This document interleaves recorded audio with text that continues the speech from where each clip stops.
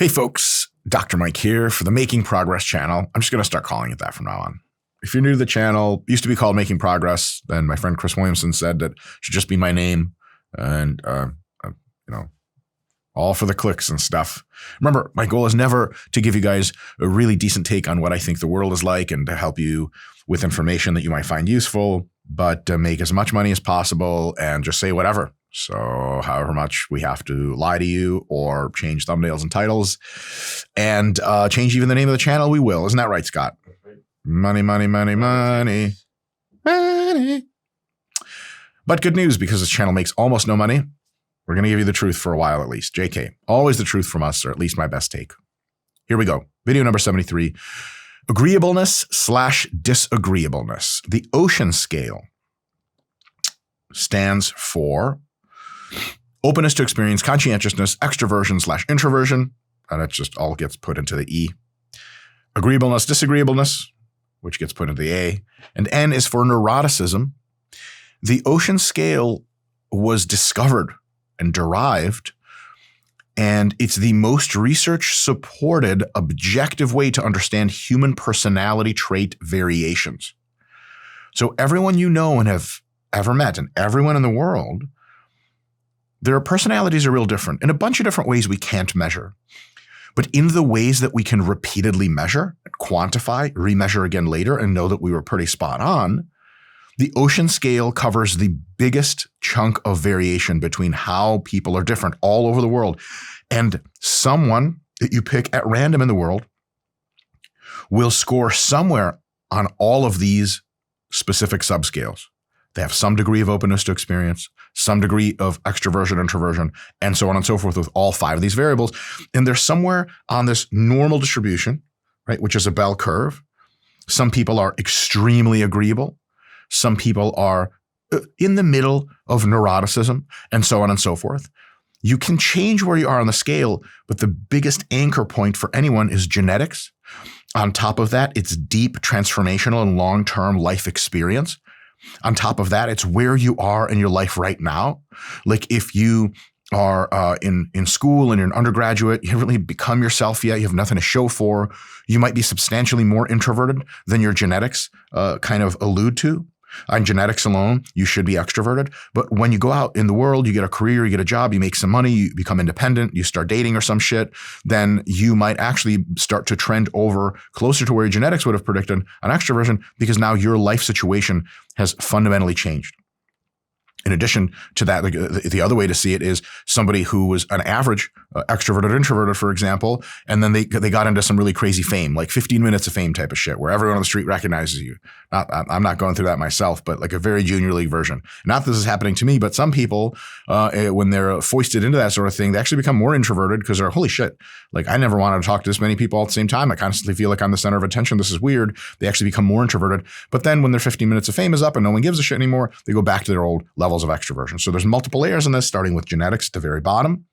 Long-term life experience, like how has life treated you? Like if everyone's been super open and kind to you all the time, you're probably going to come out to be more extroverted, for example, a little bit on average, than if someone was always a piece of shit to you, then you're probably more introverted. And then how have things gone lately? And then lastly is in the moment, using your mindfulness and awareness of who you are and what you're saying, what comes out of your mouth, you can modulate logically your expression of various things. So you can actually be a little bit more extroverted as like, okay, I'm going to go to this party. I'm going to talk to people. I'm just going to talk to people versus, I'm giving a lot of introversion, extroversion examples. Why not? Because I can think they're very intuitive to people. And, sometimes you're like, you know what? Okay, I'm going to this really, really fancy dinner with people. It's a business dinner. I'm the third in command at my company. I'm generally really chatty. I'm just going to kind of shut the fuck up more this time. And so you modulate your extroversion, introversion, or whatever other of the ocean scale trait variables that you have at the time. So we have this multiple layering going on. So what I'll explain to you today is how the scale is affected on agreeableness, disagreeableness. And I'm going to tell you how to modulate even your own expression of these and train yourself over time to become more agreeable or more disagreeable or somewhere in the middle, whatever you think is best. And we'll go through all of them. So finding out what these traits are, how they matter, where your proclivities on them lie, like where on the spectrum are you, and how to modulate your own trait expression and encourage traits to be expressed more over time so you can learn that habit better. There are big deal things that can help you a ton. And we've already done videos on conscientiousness. That's an older video we have, and neuroticism. And so today we'll do agreeableness, disagreeableness. No doubt in future videos we'll cover the entire ocean scale, no problem. So what is agreeableness? It's one of the things where like when you read introversion, extroversion, just on a piece of paper and someone's like, oh, it's part of the ocean scale, kind of like almost everyone has an intuitive understanding of what that is. Agreeableness, disagreeableness is less intuitive, but I'll make it super intuitive for you guys. So it's a big 5 personality trait characterized by kindness, cooperation, and empathy. It reflects how much individuals prioritize social harmony, sometimes versus personal needs. However, someone who has high trait agreeableness feels in their heart of hearts that cooperating with other people is actually attending to their personal needs. Sometimes there's a dichotomy between the two, but a lot of times really, really agreeable people, when they're serving others or giving away things that they hold dear, that it actually feels like the right thing to do. So it's a very, very big distinction to make there, but sometimes it doesn't. Sometimes our agreeableness can get the best of us. We become too agreeable, and we're actually doing things for the group that we might not, like on second thought, think is a really good idea for us. And of course, it includes traits like trust, especially giving people trust. If you're agreeable, you tend to trust others. Altruism, the ability to be like, well, fuck, man, like, sucks that you don't have your money for the bus today. Here's my money. Compliance. This is a huge one, enormous, and it gets overlooked a lot. If you're very disagreeable, someone can be like, hey, follow these rules. And your first instinct in your head, impulse, is to be like, no, fuck you. Throw up 2 middle fingers. Scott, hit that fucking riff for Rage Against the Machine.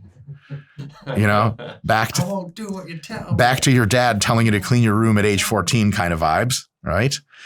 And on the other hand, if you have high trait agreeableness, your proclivity to comply is very high. So, for example, my wife and I are pretty agreeable, I guess, and also conscientious.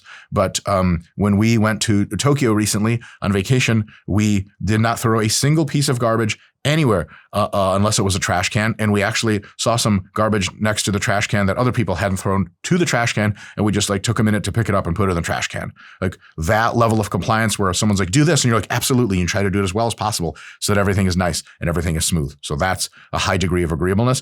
And of course, modesty. Disagreeable people will do or wear or say things that like kind of don't give a fuck if anyone else gets offended or whatever. But if you're very agreeable, offending other people, even in a very slight sense, is deeply problematic to you. Not like on face value of examining the logic, but on a deep feelings perspective. So if I found out that something I said in a recording really kind of upset Scott a little bit, Scott the video guy, then I would be insanely embarrassed. Not embarrassed externally, internally, I'd be ashamed. Whereas if I was disagreeable, I'd be like, gosh, we all have different opinions and Scott needs to man up. Like truth is the truth. Agreeableness as a trait, which remember, this is kind of a complicated one a little bit, because on the one end, it's high agreeableness. On the other end, it's high disagreeableness, which is different than low agreeableness. I'll get to that in a little bit. But high agreeableness is associated with a preference for avoiding conflict and maintaining relationships. So if there's a disagreement between you and somebody else, very agreeable people will be like, you know what, let's just wash this over, no big deal, because our friendship, it means a lot. I don't ever want to question that. Whereas very disagreeable people, anything that comes up that's a little bit off, they'll be like, hey, like, what's up with this? And someone's like, dude, like, we're friends. Can we just get along? And they're like, well, yeah, but I just don't understand why we can't just like squash this out. So that they keep perseverating on it. And to them, like if a friendship goes by the wayside because there was a big disagreement, they're like, that guy was just like not consistent and just not get along with me. So fuck him. And that's how they actually feel. And we all feel a little bit of these slants all the time, every day of our lives. But the people who are very agreeable tend to feel more on one side, disagreeable tend to more on the other. High agreeableness is linked to pro-social behavior and strong interpersonal bonds. So people have deep, lifelong friendships with a bunch of people tend to be agreeable. Here's another thing. Agreeable people just have more successful relationships in any way you measure it, on average. There is a way to be so agreeable that it is bad, but at the very least, moderately high agreeableness is correlated insanely strongly, for example, with a proclivity to have marriage or divorce. They've tried to study a ton of different variables on what predicts which couples will make it longer in their marriage, which couples won't. And agreeableness of both people independently and synergistically predict the long-standing nature of the relationship more than almost any other trait in many analyses. So what does that mean? That means that if you have a husband and wife, newlyweds, if the husband or wife are disagreeable and the other person is agreeable, they have like an average chance of whatever, 10 years of marriage or whatever the fuck the average is. If 0 of them are agreeable, if they're both quite disagreeable, the probability of a successful marriage is insanely low, very low. Like within months or a few years, they're probably out because they're just going to disagree a lot. If they're both agreeable in a true, genuine way, as measured by the standardized versions of the Ocean tests, even if the marriage is kind of fucked up and external observers are like, these people shouldn't be together. They're like not really compatible at all. Like it's kind of, why are they together? They're really strained to keep going on the relationship. They're probably going to last a long time, if not just for good, because agreeable people are kind of like, yep, yeah, I'm good. Are you good? I'm good. And even if they're not super good on the inside, they still have this overwhelming ability to try to make things work. Now, low agreeableness doesn't mean hostility. It can reflect independence or assertiveness, but high disagreeableness, which is to say you went so low on agreeableness, you ran out, and now you're on the other end of the spectrum, negative agreeableness, that actually does predict hostility. The vast majority of violent and property criminals are highly disagreeable people. Surprise. Right? That doesn't mean disagreeableness is always bad. It's amazing, amazing, amazing in context. We'll get to that in a bit. And of course, it's a spectrum. So it's not, so people say like, oh, I'm agreeable. Look at how agreeable. If you look at it like a 1 to 10 scale, and a 1 is the most disagreeable person you'll meet out of any 10 people, a 10 is the most agreeable person you'll meet, and a 5 is like that average person that has some agreement, some disagreement on average. You're somewhere there. You got to give yourself a number. So you could be an 8, 7, 9, something like that. You could be a 2, 3, 4. But when you say I'm an agreeable person, I just kind of assume you're like a 7. You say disagreeable, I kind of assume you're like a 3 or something like that. That the differences matter. A 3 on disagreeableness is one thing. A 1 on disagreeableness is a person that's like maybe unemployable in many situations. And we'll get to that in a bit. So why is agreeableness adaptive? And when is it adaptive? And I'm going to try to give some examples for all these sort of little features of the situation. So agreeableness fosters cooperation, which is critical in group living and collaborative tasks. If there is a group of people living together, they can't all do what they all want to do by themselves all the time. And if one of them has a really good idea or another one has a good idea, we have to figure out whose idea we're going to do because we do things as a group. Some things have to be done as a group. And if you are agreeable, then when someone has an idea that's remotely decent, it's easy for you to just go along with it. Be like, yeah, we'll do that. That sounds great. And then everyone else, you look around the group and everyone's like, So like if highly agreeable people crash land in Alaska and they're standing around the wreckage of the plane and it's time to like try to hike 50 miles. This is my one example I use for everything. The ultimate test of life is like you crashed in a plane and now you have to go find a city in Alaska to not die in. Of course, the bear is going to make a comeback. Of course. I don't know where he actually parachutes down from his own plane that he was following the plane in. So if you have people that are like, okay, we have a map, we have a compass. I think the directionality is this way. You guys ready to go? They look around the group and everyone's like, and they just go. Okay. Whereas if you have highly disagreeable people, be like, you guys want to go? And someone's like, I think we should stay until like there's a GPS tracker in this plane. Like they're going to know where we crashed. We should stay. And someone else is like, are you fucking kidding me? The bears are going to eat us. We got to go inside the plane. And someone's like, are you nuts? There's like noxious fumes and there's jet fuel everywhere. We could die. And they just debate until the end of time. Extremely disagreeable people are insanely terrible at group work. This is just a fact. And extremely agreeable people are really good at group work, as long as the group is coming to good decisions. If the group is coming to bad decisions, agreeable people will walk off a cliff with each other. Agreeable people or agreeableness builds and maintains social bonds and trust, leading to support networks. So if everyone is pretty agreeable to each other all the time, they learn to build trust over time. And remember, agreeable people are already pretty trusting. And so if you have very low degrees of trust, your society degrades. And you can take degrees of social trust and correlate them to GDP or any kind of life outcomes you want whatsoever, and they correlate almost linearly across the countries of the world. So the most agreeable people in the world, on average, societally, are like Finns, Swedes, Danish people, etc., Koreans, Japanese people, Singaporeans, and then the least agreeable people in the world are like the people of Afghanistan. And that's not to say they're like terrible at other things. They're fucking the best in the heart and soul Afghans are like some of the best warriors of all time. Like I know special ops guys that went to Afghanistan and they're like, yeah, the Iraqis can't fight. Fuck them. The Afghans are all like studs. They just like walk you down with a weapon out in the open. They don't give a fuck if they die. They baller shit like that. But do they build a massive coordinated society full of trust? Hell no. There's almost no trust. And there's tons of other countries. Russia, should I use Russia? Russians on average have very decent levels of disagreeableness and very low levels of trust for a bunch of other reasons as well. And that gets you nowhere. So the trusting each other as a first rule to trust someone, to give them a chance and continual trust based on good relations is a really, really awesome thing. And agreeable people do that really well. Agreeableness helps to resolve conflicts by prioritizing compromise and understanding. A disagreeable person will come to a conflict to want to win. An agreeable person will come to a conflict and be like, how can we make this better? And they'll even take the L. They'll be like, look, I was off base when I said those things. And they might even think that so much. They're just like, let's just get past this. Let's just go. Let's just move forward. And that's a big deal in many cases. It's not always the right thing, but it's a big deal. Obviously, this is a bit of a bullet point here, but agreeableness is adaptive in environments that reward teamwork and pro-social behavior, because some environments reward individual success, but when something rewards teamwork, agreeableness is a really big deal, because remember, the team being able to have cohesion is based on trust. It is based on not everyone necessarily wanting to go their way, but when someone or the team decides, here's what we're going to do, the agreeable people are like, oh, okay, great, sounds good. They all nod at each other and they get it done. Big deal. Agreeableness, the presence of high agreeableness is associated with the presence of high degree of emotional intelligence. Agreeable people are very attuned to see how they affect other people. If something they say means people get a little shy, they get a little offended, they're like, oh my God, Lindsay, please tell me what you were thinking. I'm so sorry. They'll do shit like that. They're always attuned to saying, okay, am I being like offensive to anyone? Am I stepping on any toes?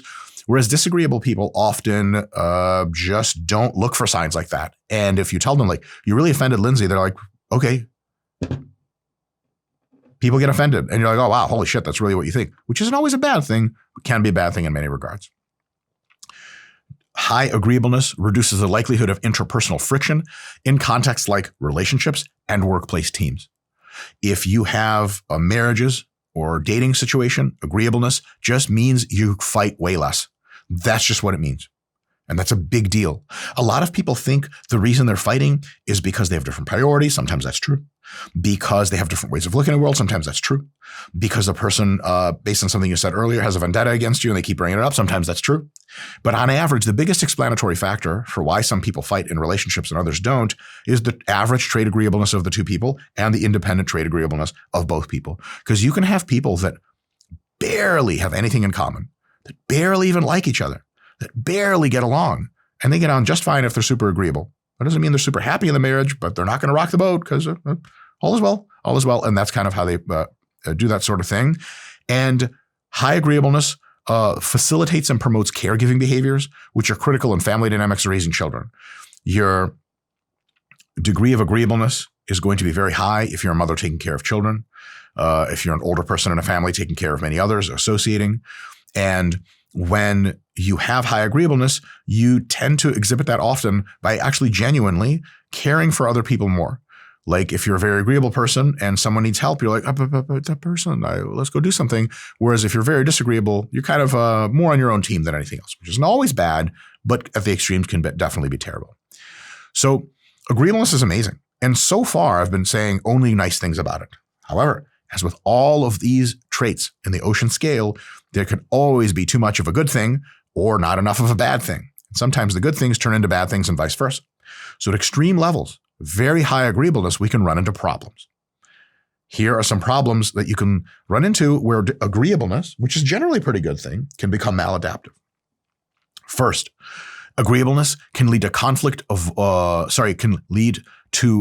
avoidance. So you're avoiding conflict at the expense of personal needs or boundaries. Really easy example is just super simple. You're doing a road trip, 4 people, and the driver's like, hey guys, there's a gas station coming up. There's not another one for like 50 miles. We have enough gas for sure to get to the second one. We could stop at this first one, but I feel pretty good. I don't need to pee or anything. I don't need a snack. What do you guys think? People who are insanely high trait agreeableness, which are actually quite common, they remember, they're insanely emotionally attuned, like insanely in the good sense. As soon as they get from the person who's driving, obviously, if you guys rewind this YouTube video and re-listen to what I said as the driver, the driver said, I'm good to go, but what about you guys? That means the driver is communicating, I'd like to skip this gas station. And if you're a very agreeable person, your bladder could be bursting with fucking urine. Scott, you know what I'm talking about? That road trip sensation where you're like, I might not be able to get out of the car and run to the gas station. The only thing keeping my dick from blowing up with urine is me sitting folded over like this. Yeah, as soon as you stand up, it like pushes. It also happens with poop, which is a really, really bad deal. So you may be in that position, but everyone else in the car is like, I'm good to go. I'm good to go. And remember, they're also lying. But you look at the person, you look at the people, and you're like, I'm good. Mm-hmm. Like, are you sure? Like, oh, yeah. And then like, you're just suffering the entire time for no reason at all. And you could have been like, oh my God, yeah, I'd love to keep going. But like, I legit, like my bladder's going to explode. And then everyone else with normal people would have been like, yeah, dude, let's stop. Who gives a shit? It's a road trip. It's for fun anyway. And we're not in a rush. And then you would stop and everything would be fine. But because your agreeableness is so high, and you intuited correctly that at least one of the people, the only person who is, I don't say disagreeable, but the only person with enough motive force to express an opinion, that's now the anchoring opinion. And the thing about anchoring opinions in very agreeable teams, as soon as somebody expresses one, then a team accepts one, they fall in line right in there. Yes, yes, yes, yes, let's do it. And so all of a sudden you're doing that at your own expense. And there's 50 trillion other ways that can express itself. There is a risk for highly agreeable people to develop people-pleasing behaviors, resulting in exploitation by others. I've seen this myself with friends. It's not fun to watch. Someone is dating someone who's toxic to them, who uses them all the time, who insults them in groups of people, who like relies on them for financial support. And the agreeable person's like, yes, we're together and it's great. And they're like, it's not great for you on objective qualities. You're too good for this. You need to leave. And they're all for the team, all for the team. They don't say that, but you can see it in their eyes. So a lot of times, like, they just don't want to rock the boat. They want to please other people, even when it's at a huge expense to them. They can be exploited and all this other stuff.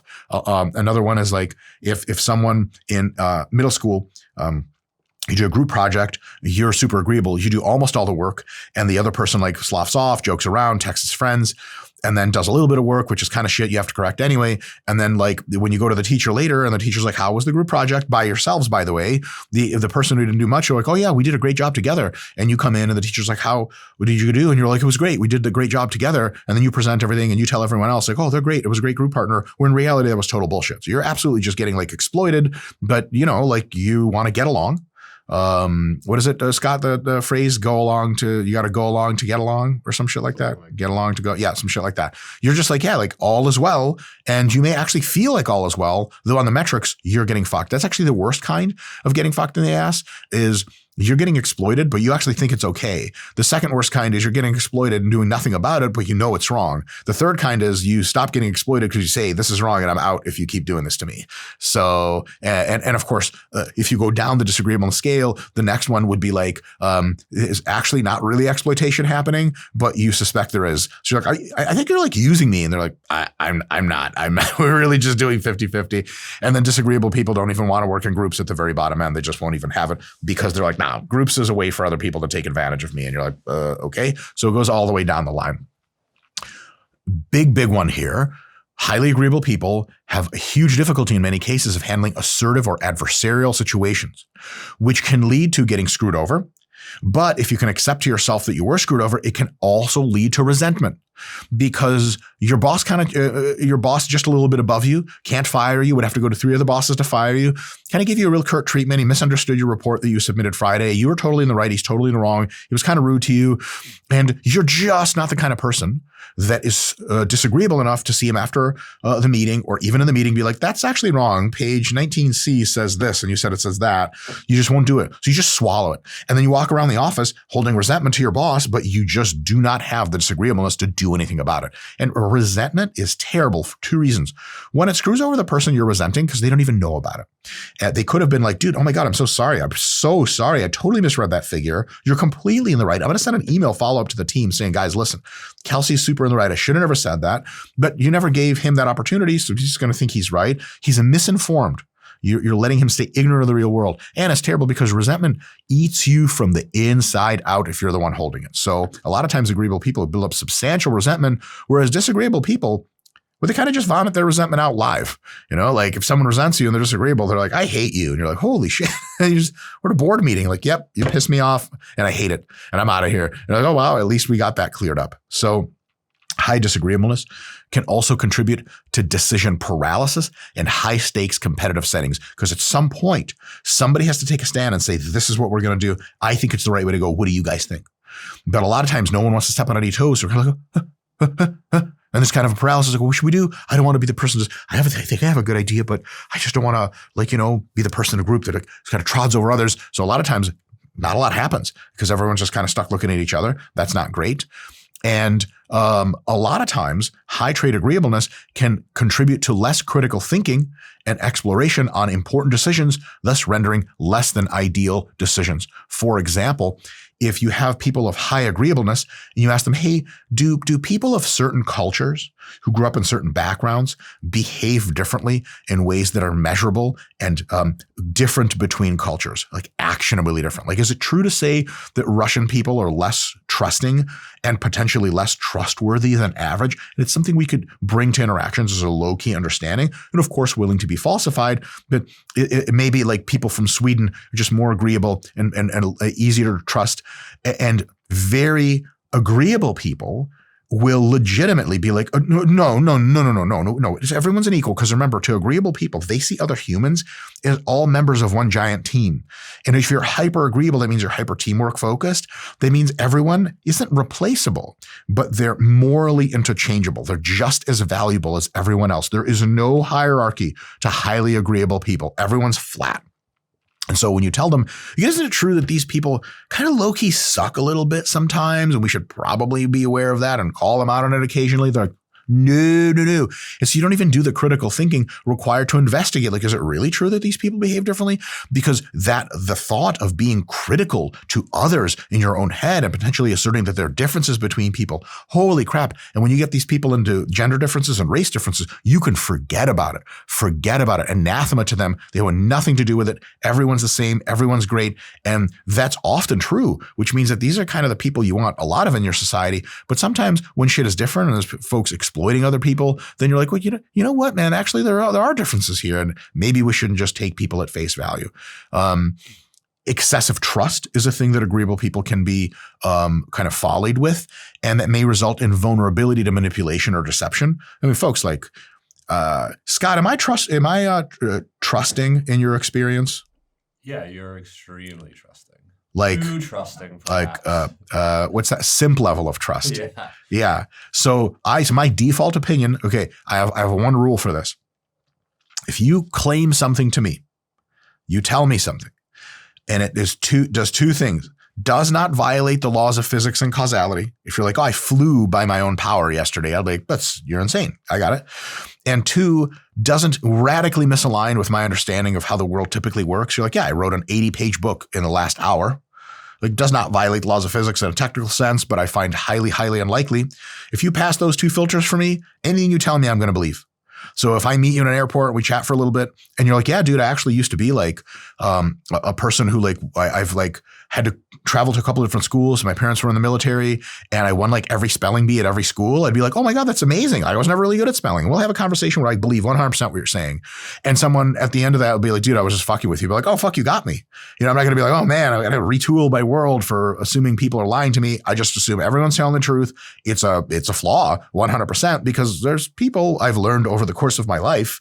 So some of it really recently, unfortunately, again, reflecting my idiocy in this regard, that like they will just lie to you as a matter of course, or just regularly whenever they need to. And I'm just not into that sort of thing. And like, I've told plenty of lies in my life, but almost all of them, if not all of them, were like white lies that if the person didn't find out I was lying, would have been no big deal. And so to me, the idea that you could lie like manipulatively, nefariously to get something out of someone else is like so alien that it just doesn't enter my thought stream. And so I'm left open to people exploiting me. And there's, I guess I'm a pretty bad case, but there's tons of people who are like, they're just like, what's the term in Ebonics culture? They're fucking marks. Like, they're just ready to be exploited because they just believe anything they hear because a nice person told them something, and they believe nice people and they say things. Another one is individuals that are overly compliant may neglect self-care or personal growth.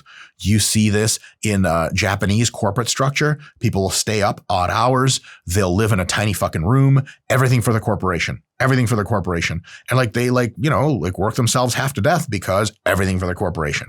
Cannot say you can't stand up for yourself because that's disagreeable, and that's just not how a lot of Japanese people work. Some of them do. A lot of Japanese people, I think all the disagreeable people just got killed during the Meiji era with samurai and shit like that. I don't know, I have a hypothesis that was the case. Mostly a joke.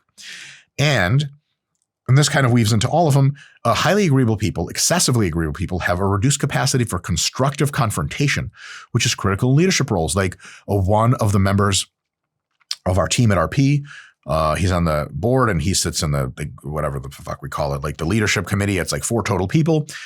His name's Andrew. He's our CTO, technical founder. He's the fucking man, brilliant, and incredibly diverse in his neurological profiles and how he interacts with people. But one thing Andrew has, Andrew's like a huge dude or something like that. He's in fine shape, but he's, like, he looks like a tech nerd motherfucker. I mean, okay, he's way more jacked than the average tech nerd, but like, by tech nerd standards, he's great. By jack people standards, he's just some guy, right? Andrew, if you see this, no offense, I mean it all with the best of love. But Andrew has an unbelievable ability to be both insanely agreeable and also to speak truth to power ASAP. There's like, if he thinks something is wrong with what we're doing, he will call it out instantly. Zero fear, zero, reservations. Like, I don't want to upset the apple cart. He's just a one-off, will be one of the best people ever to get constructive criticism from by a mile. Which is amazing in the leadership context, because if as an organization, we have a set of priorities and tasks that we're executing and he doesn't agree with one of them, the guy's got an IQ of like a fucking trillion and he's deep in the field. We desperately want to hear what he has to say. But if he would just be insanely agreeable and watch us do things that he didn't really agree with and just be like, that sounds good to me. Andrew, anything? He'd be like, nope, all good. We would just literally not get his feedback and make worse decisions as a corporation. So if you're insanely agreeable, you actually lack the ability to generate constructive criticism, because to a highly agreeable person deep down here in their soul, constructive criticism sounds like getting like the fat girl in 7th grade out in front of gym class and be like, tell her how she's fat and ugly, go. Like, but everyone's here and she can hear me. Like, yep, you're going to just give it to her. She's going to start crying. She's going to try to run away. We're going to hold her. You're just going to tell it to her straight how awful she is. That's kind of what it feels like to them to raise their hand at work and be like, I think our Q3 projections are a little bit pessimistic. That is same for them. And so they just won't do it. And then you just won't get their insight, which is really bad, because the only reason you have meetings with other people is to hear their insights. And if you have meetings with other people, everyone's like, we just do the thing, Scott, where it's like, we just had an email about this. Reply to this if you don't agree. No one replies in 24 hours. We don't even have to have a meeting. So in some part, meetings are in part to disagree, surface things and disagree about them. And if you don't disagree about them, you just go on to the next, right? And so if you're just unwilling to be disagreeable at all, when you actually literally logically disagree with a course of action, you don't say it. It's a very bad thing. It's just a bad thing. So absolutely there can be such a thing as too much agreeableness. Now, how do you modulate your agreeableness? Especially if you're highly, highly agreeable and you tend to make a lot of mistakes in that direction, how do you modulate your agreeableness down in situations to become a little bit less agreeable and thus a little bit more of an open-minded critical thinker? Because extreme agreeableness is like less likely to get you to the truth than something in the middle. So how do you modulate your agreeableness in various situations? I'll give a few kind of offhand examples in order to get a little bit closer to truth and be a more effective human in pretty much every regard. First of all, you got to be, it pays you to recognize the context. So you have to adjust your agreeableness levels based on whether collaboration or assertiveness is more beneficial. A question you could ask yourself is, do we have the time and space for polite discussion? Notice I said polite, but still discussion. Do we have it now or not? Like if it's like 5 minutes until this restaurant closes and we're trying to decide if we're going to place an order, now's not the time to get really disagreeable. Just figure out if it's a yes or no and just say your bullshit. Whereas if we're at a 2-hour board meeting and we have to go through the bylaws of our new corporation, very finely tuned detail, because these are going to be the rules for until we have a next 2-hour board meeting, which is expensive and we don't want to do it. Now's the time for you to pipe up. So if you're a highly agreeable person and it's the 5 minutes to closing situation, you're like, yep, I'm good. This restaurant's great. I'll take a burger. Whereas if you're that highly agreeable person, but you're sitting at a 2-hour board meeting and you're doing one of these, just shaking your head up and down, you have to remind yourself like, okay, actually the context for this is disagreeable. Disagreeableness is valued now. And so when the CEO is like, folks, what do we think about bylaw 1-2? any disagreements. If you have anything in your head that's like, I don't like how this is phrased, there's a better way to phrase it, now's the time to pipe up. So you have to tell yourself, I know I don't like to do this. I know that I think I'm going to offend people, but I'm being asked to be disagreeable when I have a disagreement. And because I do, I raise my hand and be like, yes. So I think, and the way to phrase this also helps because you're going to be really good at this if you're agreeable. So you don't have to turn into a cocksucker. You can literally be like, I love section 1-2. I think it's phrased phenomenally. Something I think we might add to it is blah, blah, blah, blah, blah. So you've offended no one. You've told them they were great. Whoever wrote the initial sections is like, oh, thank you so much. That's great. And they're going to be like, oh my God. And that addition is awesome. And then you're good to go. But you have to cue yourself in to be like, this is the appropriate place to disagree. Another one is when your husband or wife says, hey, let's go on vacation. You're like, yes. And they go, I want to go to the following 5 places. Which of the following is best for you? As a very agreeable person, initial inclination is going to be like, whatever you want, which is wrong. It's wrong in the very technical sense of how the question was phrased, because the question was phrased not where do you think I want to go, or just be nice to me and just tell me I should be picking. You were asked by someone you deeply love and trust and respect, a partner of yours, where do you want to go? What do you want to do? And if any of you guys have ever dated or been married to highly agreeable people, highly agreeable women, Crystal, my wife, is at times highly disagreeable, but at times very agreeable. So she's average, but she has her Asian girl agreeable moments, which if you've ever been around Asian girls, you know how that works. You'll ask them, hey, what do you want to do? And they're like, oh, whatever you want. Stop. You are by yourself. I'm not around. And you have 5 places you could visit. Do you just randomly go to one of them? No. And if you phrase it that way, you go, oh, okay. Yeah. Mexico, the beach. That's what you want. Yes. Okay, great. Now, as an independent human myself, I can weigh in and we can have a discussion. So that's a really good time to figure out like, okay, I actually am being asked my opinion, and me punting is not what is being asked of me.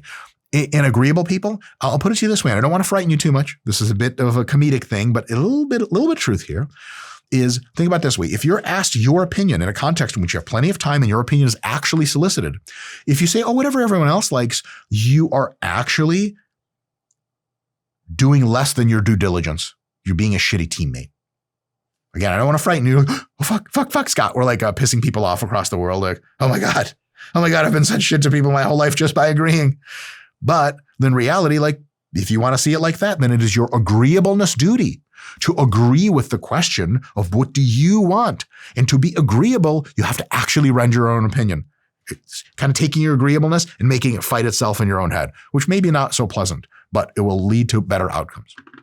Another tip to sort of modulating your agreeableness is to practice assertiveness to set boundaries while staying empathetic. So you don't have to disagree with people and say, you're bad, I'm right, you're wrong. You could say, hey, listen, you're awesome. And I think everything you said was straight up right on. I love it. And we're all on the same team. But I have an opinion that I'd love for you to hear, and let me know if you don't like it. Like, it's that easy. That's the entry level of assertiveness, of just opening your mouth and voicing that another opinion exists. You seem to think it might be K, but you're not even sure. Because remember, anytime you voice your own opinion as a purely logical person, you have to understand that you don't have access to revealed wisdom. Your shit can't be 100% true every time. So you can even phrase it in a very agreeable tone and be completely logically correct of saying, look, I have this idea. I have no idea if it's correct. I just want to throw it in the mix and see what you guys think. That is a form of practicing assertiveness in meetings or whatever, or in discussions with friends. And it just can't possibly offend anyone. Scott, if you got offended at that, what kind of person would you be at that point? Just Highly disagreeable. Highly disagreeable, exactly. And then you're probably not best suited for a CEO or whatever the hell. So assertiveness can start very, very easy. It can be just you throwing your opinion out the wind and even detaching yourself from it. Be like, this is a thing I heard. I don't even think it's true necessarily, but what do you guys think? It's low-key your opinion, but you don't even have to come out and step on any toes. Another one is to use active listening to assess when compromise is appropriate versus holding firm. So active listening means you hear everything they're saying and you kind of speak it back to them. And a lot of times from the conversation, you can get the gist of like, this person really wants to do this thing, or they're like actually pretty open. If they really want to do the thing and there's no downsides, agreeableness time. Say, yes, hey, your thing is great. But if they tell you through the active listening and interaction process that like, I'm open to whatever. Now it's time to maybe say, okay, like, I'm going to hold firm in my views, or maybe I'm going to compromise with you, or whatever it is. Another thing is to develop the ability to say no when necessary to protect personal goals and well-being. A big one on this is you have homework for the night and your friends are all going out and they text you and they're like, where are you, bro? Get out here. You have homework. It's due tomorrow. You have to get it done. But you're so agreeable, you don't want to say no to your friends. So you end up coming out and then you end up staying late into the night to finish your homework and you show up to class groggy. You still get your homework done on time. You get good grades and everything, but it's coming at a personal cost to you because you don't like to run your life on 4 hours of sleep. So you have to practice. And the best way to practice is start very easy. Saying no, and not in a literal sense. When you can say no in a way that never has the word no in your brain or come out of your mouth.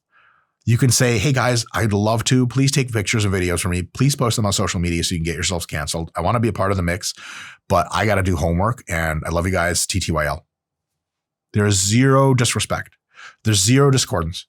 And your friends, if they're really your friends in a deep and true way, cannot possibly disagree with you having homework tomorrow that you need to do and you having a number one priority to do it. Because if they do disagree, they're just wrong. And if they disagree in a way that they're like, no, I know you should be doing homework, but I don't care because I want you to hang out with me, they're insanely selfish and you need to re-examine whether or not you need to, hang out a little bit more with other people and a little bit less with those people. Another one is to observe and mirror social norms of assertiveness or compliance in new settings. So if you're in a new setting and everyone's really, really compliant, just lean into your agreeableness and you'll be good to go. If you're in a new setting and everyone is kind of pretty voicing their disagreements and it's encouraged, like you're actually not being disagreeable. If you're in a group meeting, a 6-man team, a 6-person team, and you're working on something, and the CEO goes around and asks everyone for their opinion and ways in which they can critique the plan. If everyone's criticizing the plan, you do not have to be the person like, the plan's great. The plan looks great for me. You don't have to say that anymore because it is actually a social norm to disagree, which is tough for you because on the one hand, you love social norms. On the other hand, you hate disagreeing, but that'll maybe bring you back to average. And you can at least just get something out that you're like, oh, I love this, but maybe we could do this other thing too. That's a really good way to go about it. Another one is to do some reflection. So look back at recent or even long time ago things in your life and figure out did your degree of agreeableness in that situation help or hinder? And there are many ways in your agreeableness is an awesome thing and it'll help. But if you've had the situation where your agreeableness is hindered something, then you're not going to feel amazing about it. One of my biggest regrets in life, legitimately, the regrets philosophically are questionable because we don't have time machines, so they're kind of pointless. But I'll tell you guys a fun story. So it's like a first day of senior year or something like that. And a girl that I really liked, desperately so, and her friend, they were sharing a locker. And I was like the strong guy. So they came over to me and they're like, our locker has a partition in it and it's already halfway broken. Can you break the rest of it so we don't have to have the partition? So I tried my best. I never wanted to do it because I think property destruction of public property is a moral sin. And I super, super like this girl, but that wasn't even the big part of it. It was just, I was asked a request by people. I just didn't want to let anyone down. Super, super agreeable. So okay. And so I'm breaking this thing and I ended up hilariously not even being able to break it all the way through. So not only did I demonstrate lower value by being weaker than I looked, but I also demonstrated lower value by being excessively agreeable. And I also demonstrated to myself, most importantly, a deep lower value to where I was destroying public property. It was a terrible thing. Huge regret of mine. I've replayed that situation way too many times in my head. And the reason is I'm trying to assess what degree of agreeableness or disagreeableness do I carry forward in future interactions? And it's a big, big thing that let's say in middle school, you had a thing where you went along with the group and you really regretted it. In high school, that kind of situation come up again. You could be like, man, you know what? I thought about this a long time. Fuck that. Fuck that. You don't have to say fuck that, but you could be like, you know what, fellas, I'm good to go. I'm good. I'm good. Scott, what should I say to the girls when they asked me to break down the locker? You're not allowed to have opinions on this demographic of people. In any case, thank God it wasn't Scott the video guy. All right. So break what now? I'm done, I swear. Let me get a little sip of protein to clear the air. Let's see, what's the next point? Yeah. We're hardcore, brother. We take protein mid-presentation. I agree with anabolism. I really do. So The last one here is to combine agreeableness with strategic thinking for balance. That's what this is what this means. Yes, it feels good to agree. But long-term strategic thinking says that if we don't shit test our own ideas in our own group, we're going to get out into the world and our ideas are likely going to fail because they weren't tested internally. So because we're strategic long-term thinkers, we're going to swallow a bitter pill of disagreeableness and be a little bit disagreeable, not reflexively, but more critical thinking wise in this meeting or whatever we're doing so that we can actually get a really good plan together, because then it'll succeed later. So even though right now agreeableness would feel good, it's not good in the long term. Another really, really easy example of this is you are in a relationship and you have a sexual partner and you're having the sex with each other, and the sex is, you think, pretty good for them, but for you, it's like just not that great. And it's not that great because there's some kind of like chemistry. The chemistry is great, but just like there are things you like done to you in bed that like you're just like what you like. And because you assume, because you're ultra agreeable, that they like to do the things they like to do, and you're not going to bother with them with your own special requests, which are, of course, decidedly insane fetishes that make you a total degenerate. I'm kidding. Just totally normal stuff, but you've just never voiced that situation. Is as easy as, let's say, like these analogies are getting off track, Scott, but fuck it, why not? You like a certain sex position. Just one of the normal ones. We're not talking about some Kama Sutra shit nobody can do outside of gravity being suspended or something. Totally normal. And like that's how you like to nut, in that position, like, at least for now. And because you're insanely agreeable, you just don't want to say anything because you don't want to seem like you're manipulating the person and I'm throwing off their swag, and like that's how they seem to like to do things. So you just don't say it. And in the short term, agreeableness feels good. In the long term, you look back and later in couples counseling, and the psychotherapist is like, so how is your sex life? And they're like, good. And they look at you and you're like, it's great. And they're like, what the fuck's wrong with you? Are you okay? Like, it's terrible. I've never gotten the kind of sexual relief I really want. And they're like, they go through with it. And it turns out like, I really, really, really like to nut when she's on top. And we just typically don't get off like that. And the girl will be like, what the hell is wrong with you? Why didn't you just tell me that? I love that position. You just never told me. And you're like, you seem to like the other position. I just didn't want it. It's terrible. So strategic thinking, long term, who's going to be happier? Which situation are we happier? Your partner knows she's doing the things you like. You're getting off in the way that you like, or you just swallow it for forever. Not literally, unfortunately. You just don't say anything. And then it's like years of like C+ level sex. That's just not something you want. So as a very agreeable person, you don't want to upset the apple cart, but as a very agreeable person who knows strategic thinking matters, you're going to find a way to express your desires.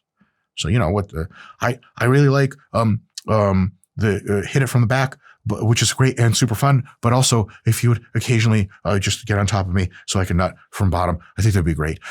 God, it was so hard to say. And they're like, yeah, let's do it right now. And you're like, oh, well, right now is bad for me because I've actually never been attracted to you. This whole thing has been a ploy. And right now I'm entitled to all of your insurance money. Go to hell. The long play, Scott. That's cold. Some Kaiser Soze type of shit. Real cold. That was my last relationship. I was the person getting defrauded. In any case. Okay. Agreeableness. Great.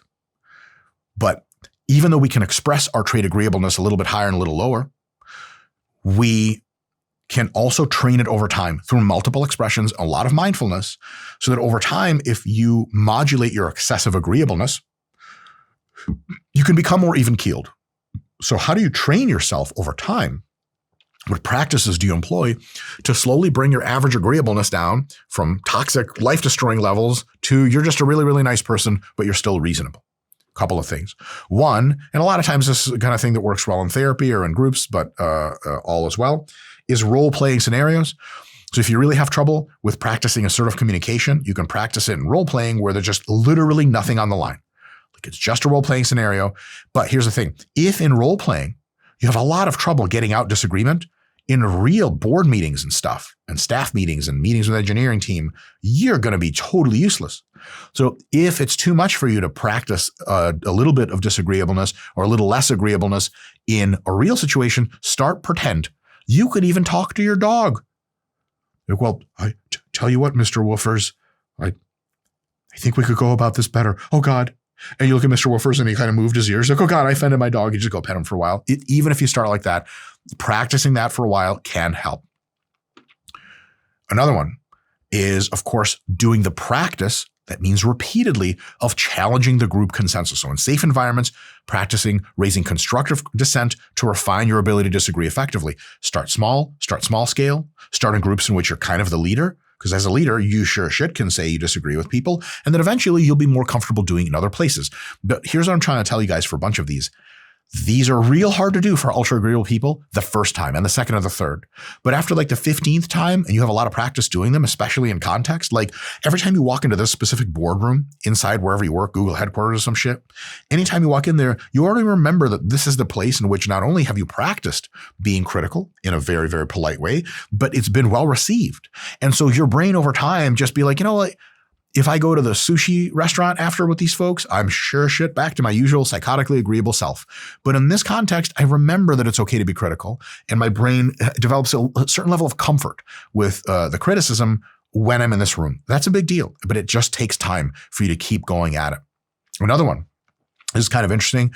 Nothing I've ever done myself, but I sort of did it, I suppose, not with this intention, but it happened, is to analyze assertive role models, which means you can study leaders, either real life, like people you know, or read books about them or watch documentaries, known for healthy assertiveness, and learn from their techniques. Two of my favorite people for this, Milton Friedman and Thomas Sowell. Thomas Sowell is probably a little bit on the trait disagreeableness side, where he like reflexively doesn't like to get along with people. But if you're hyper agreeable, you can look into leaders like this and realize, man, these people have absolutely no problem just speaking truth to power, just saying what's on their mind. And I'm not going to be like them, but I'm just going to take a little droplet of what they have and understand that these are insanely accomplished people, insanely lauded people. And like, I'm not a bad person if I'm a little bit more like them. That's a big deal. That can be a big deal because a lot of times, even the way they phrase things and the fact that they phrase things in certain types of discussions could be so alien to you as a hyper-agreeable person that you're like, oh, you could do that? People could do that? And everyone's like, yeah, you could do that. And you're like, I would have never guessed that you could say something like that unless someone I looked up to said something like that. Another one is, and I've sort of mentioned this before, so I'll say this quickly, is to set small assertiveness goals. Like today, I'm going to finally tell that barista that makes my coffee every day that I want Splenda. I do not want regular sugar. I've been drinking regular sugar from this bitch for fucking years. She legitimately believes that I want sugar in my coffee because the first 5 times I said Splenda, she put sugar in by accident, and I just ate shit for the year and a half after. I just like drink sugar in my coffee, even though I don't like it. So today I'm going to say Splenda. I mean, what's the worst that can happen, right? Remember, the barista doesn't even remember. So she thinks you're a sugar guy. She knows who you are. You're great. And you're like, hey, can I get Splenda today?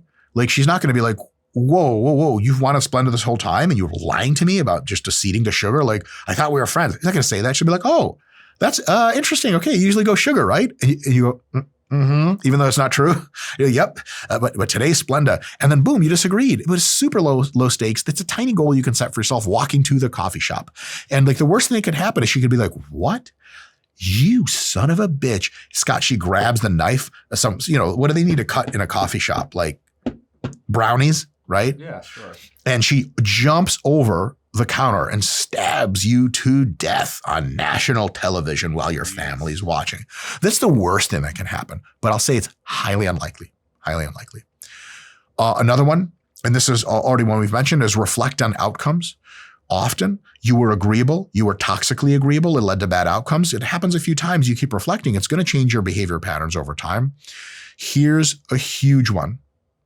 Actually, I'll do the huge one last. I'm going to have like a notes organization here. I sort of get the ideas from generally, and then I go. I'm going to flip it really quick. So the second to last one is to balance assertiveness with listening. So you don't have to just agree with everything. You don't have to just disagree. So just start by listening to the content of everything and then give it a little bit of thought and see what bubbles up. Because a lot of times people do the reflexive thing where they like listen halfway through and they're like, I disagree. Or they listen halfway through and they're like, I'm good with everything. Really take the time to listen and balance that with how much assertiveness you want to play out. But the last one I have for you is a really, really big deal. And it's to learn persuasive techniques, which, Scott, what's the video number for arguing? Number 5. Video number 5 on this channel. They're all numbered in direct sequence is arguing to convince. And there is a way to surface disagreement which maximizes the probability that you'll convince someone, but not even convince, maximize the probability that the most logical course of action between the two of you will be chosen, and you'll learn the most about the situation. And the way that I designed the systematic way of going about conversations on purpose leverages a high degree of agreeableness. So as an agreeable person, if you think, oh my God, arguing to convince, Jesus, arguing, trying to convince people, that's already not me. Trust me, give that video a look or Google arguing to convince Dr. Mike and you'll get a little summary. ChatGPT probably knows about it. And it's just a bunch of ways to be like, hey, I hear what you're saying, but what about this other thing that other people are saying? Not even me. What do you think about that? It's stuff like that. It's taking agreeableness and funneling it into a fine-tuned precision instrument with which to disagree. If you can take your agreeableness and funnel it into an ability to be critical and to move the conversation forward, then you're good to go. Because if you're insanely agreeable, you don't have the skill set to disagree with people, then the only disagreeableness skill set you have as a human is your primate one of just saying no. Then you're like never going to do that because you're not that person. And then all of a sudden you just have nothing. So learning how to be a persuasive person that doesn't run roughshod over everyone, but at the same time doesn't shut up is a big deal. And I highly encourage you to look into that. It's also, we collect ad revenue for when you watch our videos. I'm kidding. I'm not kidding, but seriously, it's a good video. All right. So that's agreeableness. Now we're going to run through disagreeableness because it's the same variable, just on the other side of the spectrum.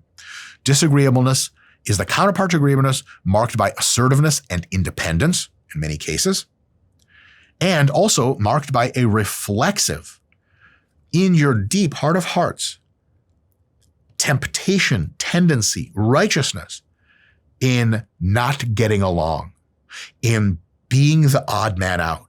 You guys ever see those pictures like, Scott, you remember that ad, like one of the first seminal Apple computer commercials where everyone's like a zombie and then this person runs through and they're dressed all in colors and everyone's in black and white and it's like the Mac, it's now in color or whatever bullshit. Yeah, when they did them in like fruit colors or 100%. Yeah. Like the 3 fucking monochrome colors they had back then.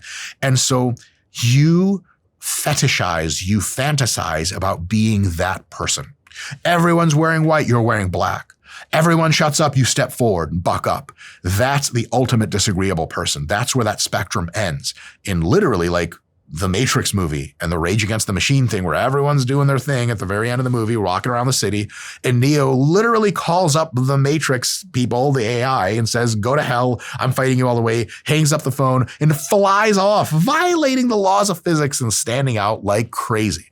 Scott, did it ever occur to you that in the Matrix, because if you die in the Matrix, you die in real life, it highly behooves you to have combat effective attire on, but they just had like goth latex fetish attire?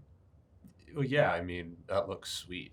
It looks sweet, but like, don't you want like tactical gear on? Like, Yeah, if I'm fighting agents, then you can't do that lay back slow motion swim move if you got a bunch of crappy body armor on. Yeah. what about that Exom exoskeleton? I take that shit into battle any day. Google, go to YouTube and type in EXOM combat exoskeleton. The commercial by Maller Systems that comes up is like, that is my religion. It's sweet. The music, the lighting, the whole thing. In any case, so that's disagreeableness at the extreme is when everyone agrees, you like get that matrix sensation that something is wrong and you need to stand out. That's disagreeableness at the extremes. If someone gives you a convincing argument or tells you a story, your reflexive proclivity is to be like, is that bullshit? Or I don't agree with this part. And you might even agree with 99% of it, but you have to find the 1% you don't agree with and surface that. That's the extreme end of disagreeableness.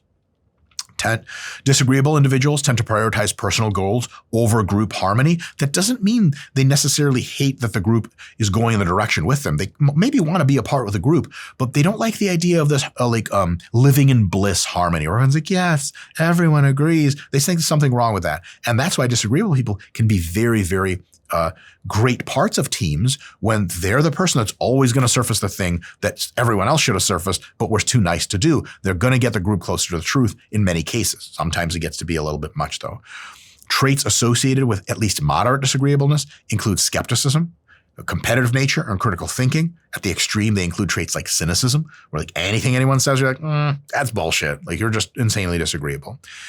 In many cases, disagreeableness to the average person can come off as blunt or very direct communication style. I've never, Eastern Europeans, I love you, I'm one of you. Romanians especially, Romanians, I love you, I'm one of you. Predictably in the comments, you'll see a lot of upset Romanians because a lot of times when I've interacted with Romanians, the just trait disagreeableness is so high, the way they phrase even agreement with you is like curt and rude and really to the point, and they have to somehow disagree. They're like, yeah, I find your protein recommendations pretty good, although have you ever considered, and you're like, motherfucker, you gotta find something wrong with some shit.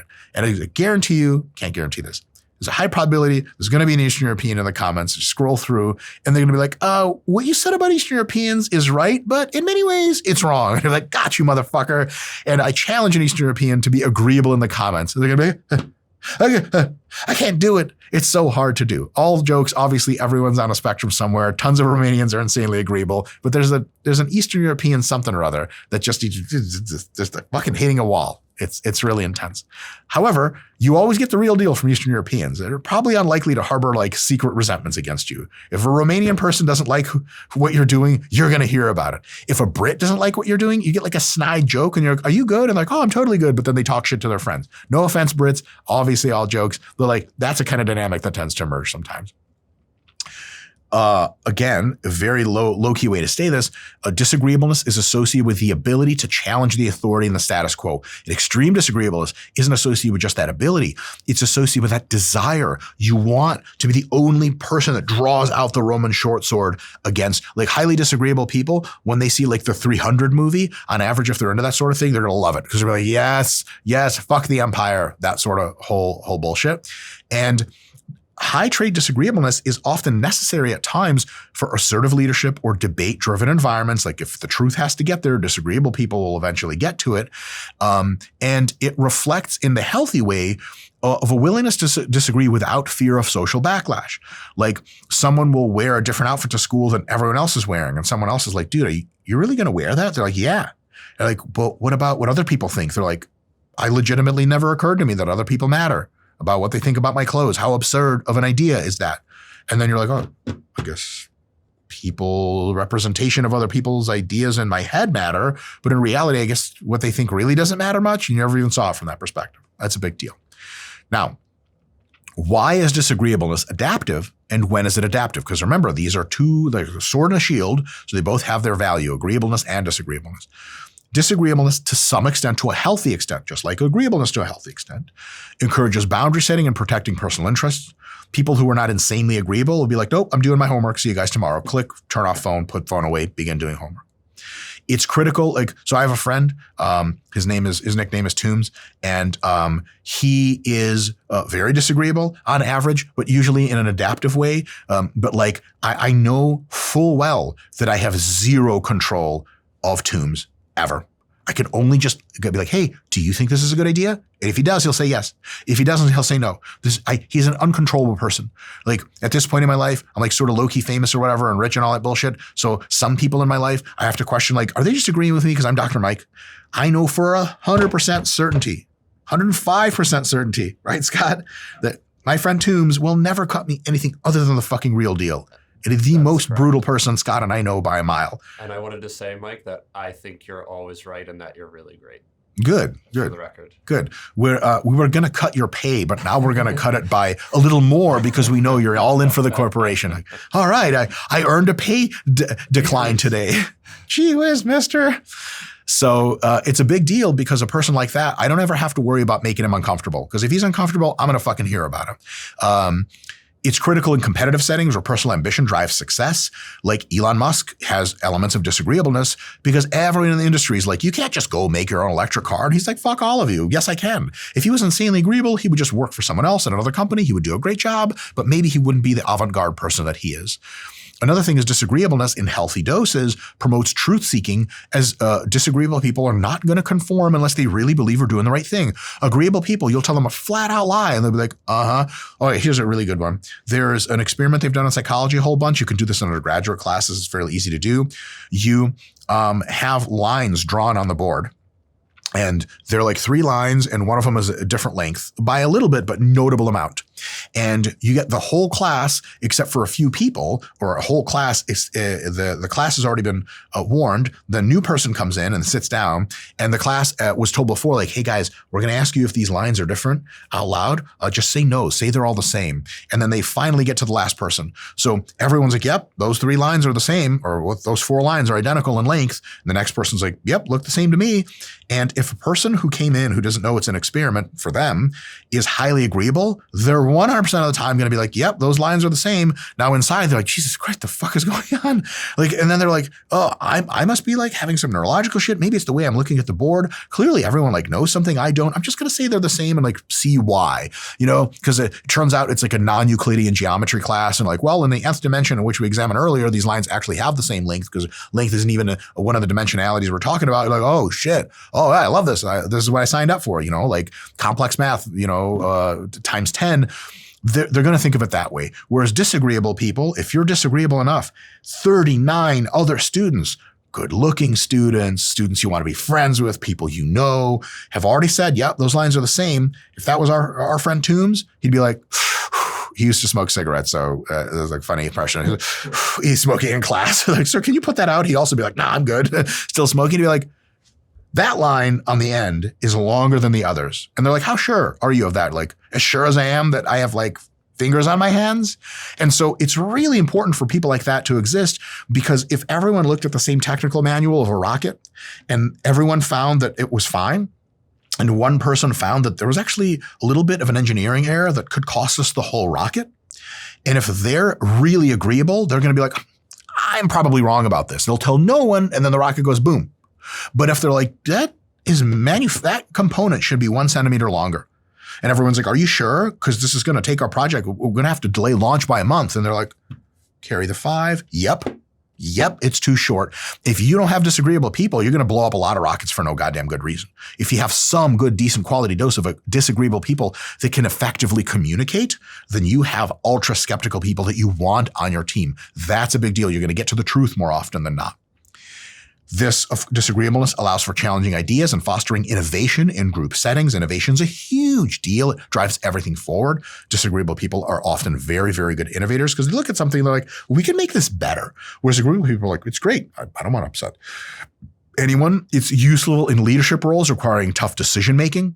Donald Trump is pretty disagreeable. So when other world leaders are like, yeah, we're going to do this, and it's not really great for the United States, he's going to be like, nah, man, we're not going to do that. And they're like, oh, holy shit, that guy just says whatever's on his mind. And it often provides resilience in handling criticism and adversity.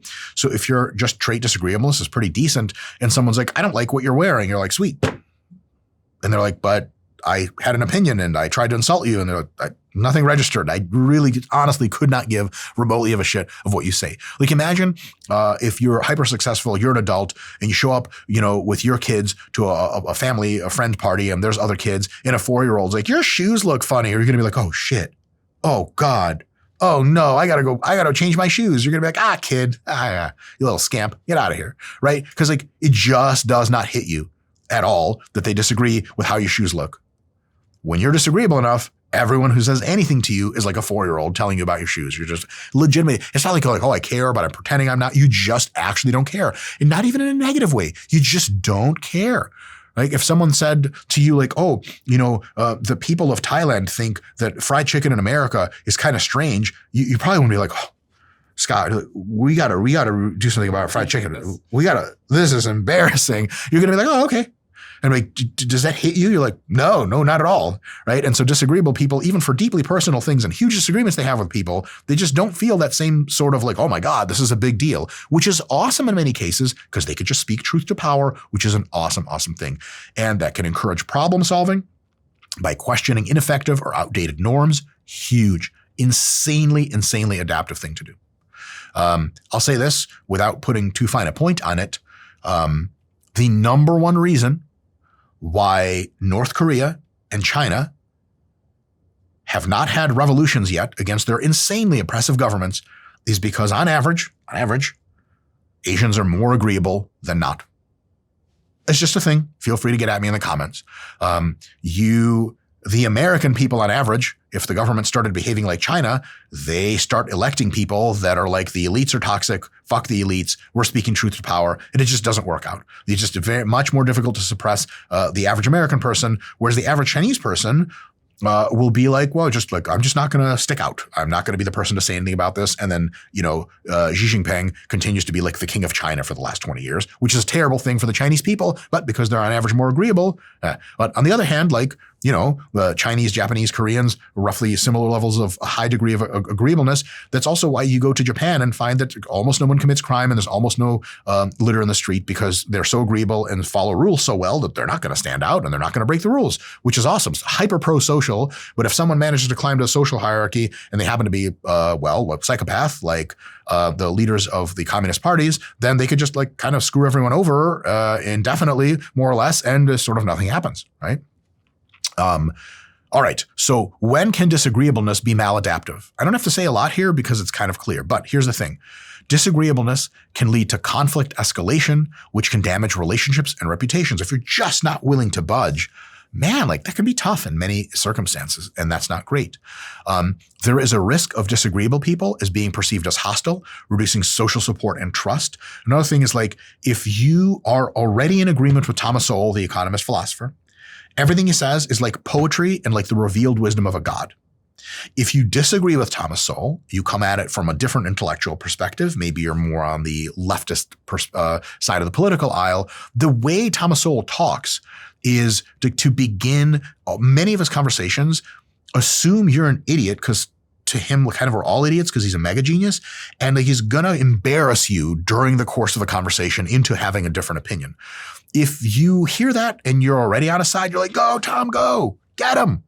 If you're on that other side and you're a little bit disagreeable yourself and you're like a leftist, boy, oh boy, you're going to write him off instantly because you're perceiving him as just a negative and someone who's clowning you, and you're just not even interested in discussion. Like, nope, that guy's wrong. He's an idiot. I don't want to listen to anything he says. He could have and does amazing points that if he was more agreeable, that he could phrase them maybe more like Steven Pinker does. Steven Pinker seems to be very even-keeled on agreeable disagreeableness as far as I can tell.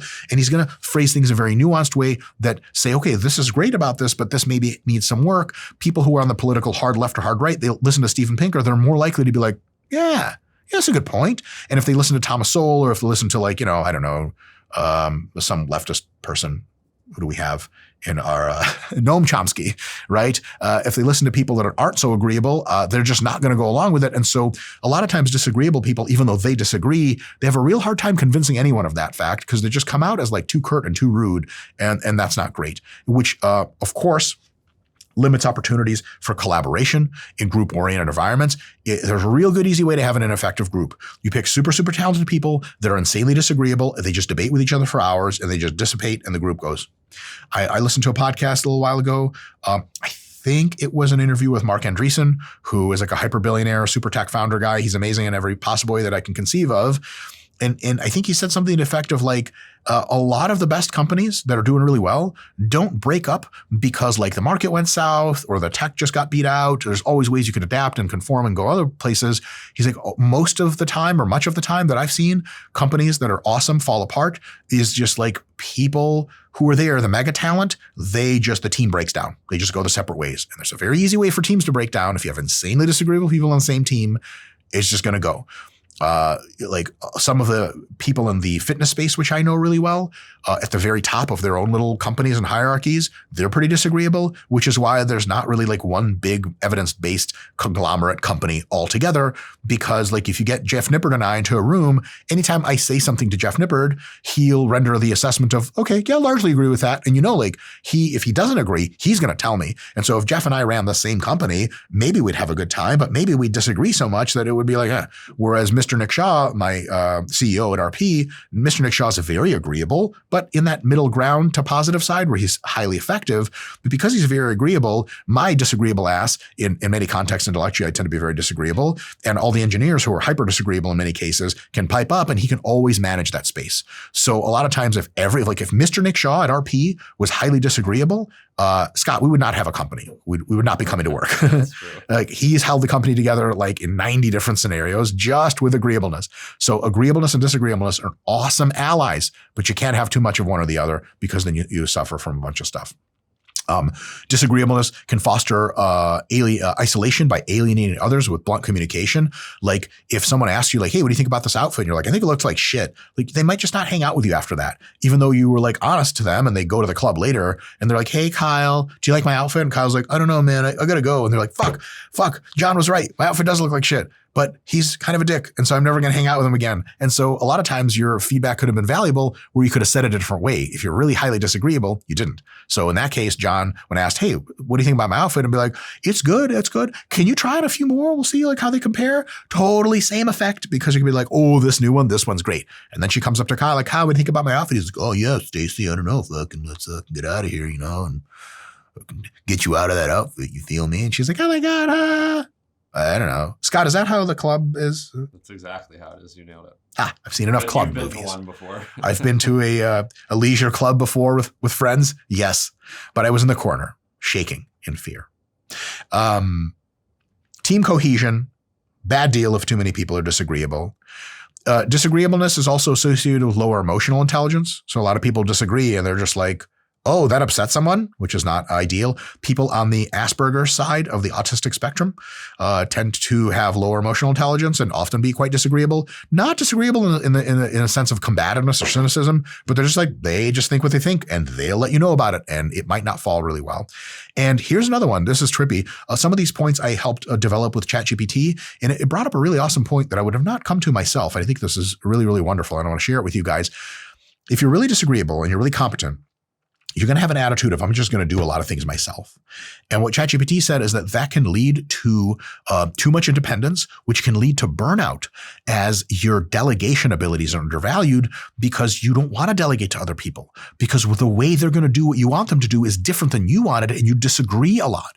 You're not able to be like, oh, well, pretty close enough and better than not. Better than me doing it. So there's a variety of things at RP, that the company I work for outside of this channel, that I really, really would like to do myself, but I don't. And I can't, because I only have a certain number of hours in the day, certain ability to recover from intellectually weighty work. And I have to stick to the stuff that is the highest ROI for me to be doing. The marginal advantage for me to be doing it is the highest of anyone else in the company. And I have to leave stuff to other people. Now, luckily at RP, we have mega hyper competent people that I just like, they do all the other stuff and I just don't ask, don't tell. It's great. That if I was insanely, super highly, much more disagreeable, I'd have been like, nope, I'm doing that and I'm doing that too. And I cannot run a company by myself because shit goes down the drain. Now you think, okay, in a year or so, maybe two, we'll have really competent AI agents that can run entire companies for you. But like highly disagreeable people will look at the way an agent does something and it'll be like, 1.19 that you did, process 19, I don't like the way you did that. And then like, I don't trust agents. And I've literally seen people with a high trait disagreeableness write AI off entirely.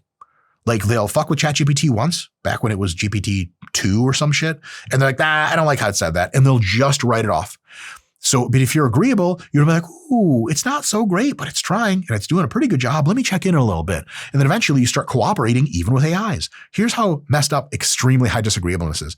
You stop cooperating with almost everyone because you trust no one and you do not, you have no ability to delegate. And then it's just not an effective way of being.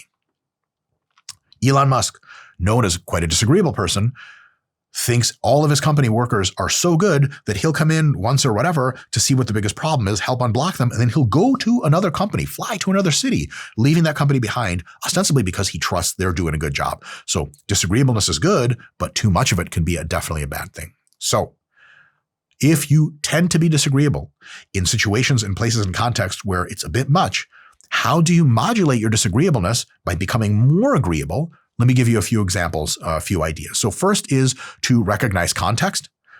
If you are trying to start a car and there's a bear about to be chasing you, he's just kind of rumbling in the bushes, and there's a person who's driving, he's already in the front seat, he's a good driver, not the best. You're the best driver, but you're in the back seat and you have the gun to point at the bear, and any shuffling would be the bear's right on you and he's killing a few people before you shoot him to death. And you look over who's driving. Now is time to shut the fuck up, turn around and point the gun in the direction of the bear out the back window and let the driver do the driving. It's time to be agreeable. But if you look and you're like, oh, wait, should Jim be driving? Boom, the bear killed you. You're dead.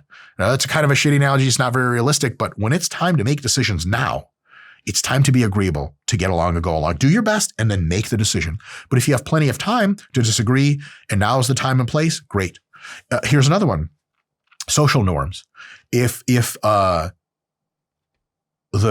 did England have a princess yet? Is there a princess? Are one of those people princesses?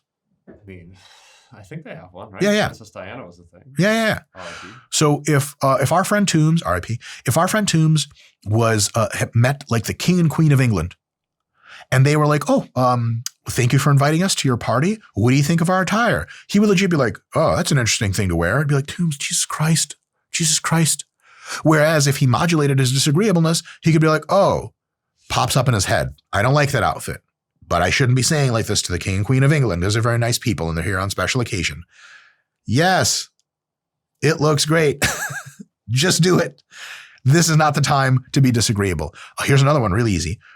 The police pull you over. It's time to be highly agreeable. Being disagreeable with the police is a really, really shit idea for the last lecture or 2 lectures ago that we gave of how to get along with the police. Here's another one, and I've already kind of intimated a few of these.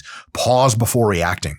Disagreeableness, because it's a psychological deep trait, it's at the root of your GPT, of your large language model that pops things out in your head for you to say.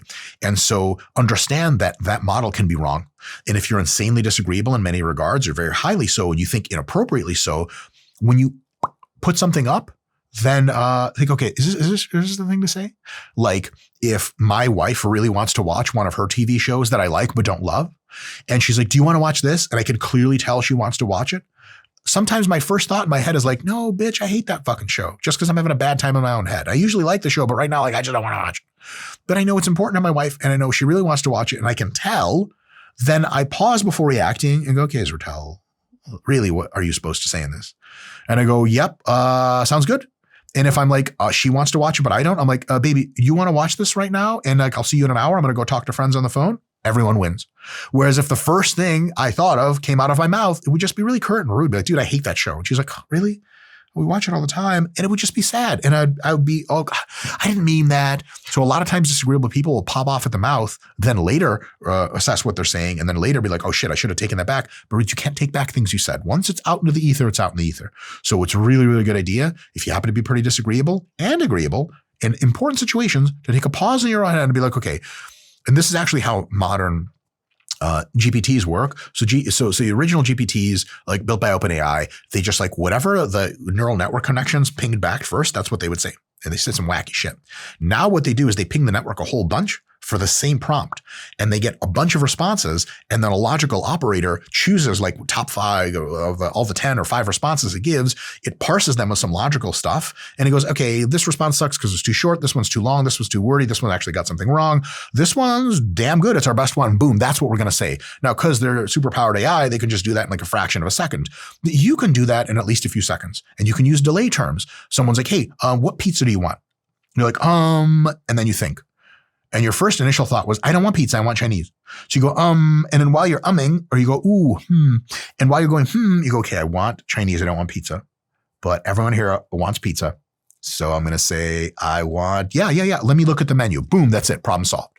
Whereas if you're like, I want Chinese, and they're like, okay, but everyone else wants pizza. You're like, right. And then you're kind of the odd man out. So really pausing to think in general is an enormous superpower. And for me, I've had to learn this over time in my life. As you can probably tell, I'm very generative. I can think rapidly. I think considerably faster than I speak. I also speak considerably rapidly with a lot of verbosity generated. And so a lot of times, because I had some decent answers in my head, I would just blah. And then I catch myself making all kinds of mistakes, embarrassing myself and harming social situations. So even for me, in various times, I have to be like, not even for me, especially for me, I've had to be like, okay, Israetel, just think first, let it bubble. And then say something. It's a big, big deal. It is a real big superpower. And I'm working on it all the time. I'm not that great at it. Another one is practicing diplomatic communication. This is arguing to convince. It's the same thing. Lecture number 5, framing your disagreements as solutions. Here's another one. Framing your disagreements is just another idea we should consider. And you can even detach yourself from the idea. Someone says, hey, I think cable curls are great. And you think barbell curls are better. So instead of saying, I think barbell curls are better, you go, oh, trippy. Yeah, cable curls are pretty good because it's true. And you go, so because some people like barbell curls, what do you think about that? It's not even your position. And if that other person's pretty disagreeable, if you say, well, my position is that barbell curls are better, they're going to be pop, pop, pop. And that's it. You're two goats on a mountaintop hitting horns. But if you de-identify the position, bring it in from a third party perspective, they're maybe likely to be like, yeah, barbell curls are pretty good. And then look, you don't disagree. All is well. So diplomatic communication is a really, really big deal. It's going to be tough as a disagreeable person because the vibes are going to feel all wrong. You're going to be like, can't I just say what I think? Why am I doing this? Why do I have to phrase things like this? I don't mean it poorly. Let's just get to brass tacks. Let's just say what we think. Yeah, but people are made of human being stuff. And you can't just tell the 7th grade girl in front of everyone that she's grotesquely fat and unattractive and is going to have a rough time in high school. That's something you say out loud. And taking the time to think and think, if I'm going to say this, how do I say it the most diplomatically, the least offensively, with the highest probability that it will be accepted or at least considered, then you go from there. Of course, you're going to want to use empathy, whatever you have in there, to temper your tone, right? If a person is coming to you in a time of need and they're emotionally a little bit frazzled, you don't want to just cut them the hardcore real deal. Like our friend Toombs is the only mode he has is hardcore real deal. It's the only gun he has to draw on. So you want a hardcore real deal, you go to him. He pretty much has nothing else. But obviously, I'm kidding. He has some other modes in there. But for him, it's going to be a little tougher to be like, how do I phrase this in a way that's more empathetic, that's more ginger, that understands this person is maybe a little bit emotionally vulnerable? That's a really big thing. Another one, this is a big one that applies for both, is to prioritize long-term goals, strategy. Yes, you want to be a disagreeable asshole, but sometimes you need to just make a decision and go ahead, because the project and the group is more important than any one specific decision you make 9 times out of 10. If you can understand that, even if you didn't want to do this job, someone's like, okay, you cook the food, you get the groceries, you make the list for desserts, but you're like, I wanted to cook. I didn't want to make the dessert list, but everyone's kind of down with it. You're like, okay, it's not going to kill me. So then, yeah, for the long-term benefit of the party we have planned, I'm going to go and buy desserts. I'm just going to do it. Then your reflexive initial thought, here's maybe something that's a little bit deeper of a wisdom that I want to share with you guys. Look at me patting myself on the back for fucking deep wisdom. I know basically nothing. Something I found is really, really true a lot is don't put too much stock in your initial perceptions and feelings of a situation or your initial proclivity to react. It's not to say no stock in it at all. I'm not saying don't trust your intuition. Intuition is deeply powerful in many cases. But intuit or do your logic in your head and then let it simmer a little bit. See if you can't see it from a couple different angles before acting on it or speaking about it. That's a big deal because that doesn't mean you need to deny your internal reality. But that also means that a lot of times if you just pop up at the mouth, or if you just go based on intuition or quick thinking, was that there's 2 modes of thinking, fast and slow. Give that slow thinking a try. It's a big, big deal. It can help you in a lot of situations, something I've learned over time. Another one really quick is to switch between task and relationship focus. If a task you're doing with someone is really straining the relationship, understand that the relationship is probably the more valuable of the two, because a relationship means that you have 50 different other tasks ahead of you together. And if you just easy on the task for this time and cede a little bit to what they want, but it preserves the relationship and allows you to generate more value out of them, even purely selfishly for 50 other tasks, it's 100% worth it. It's 100% worth it in many cases. And lastly, learning to let go.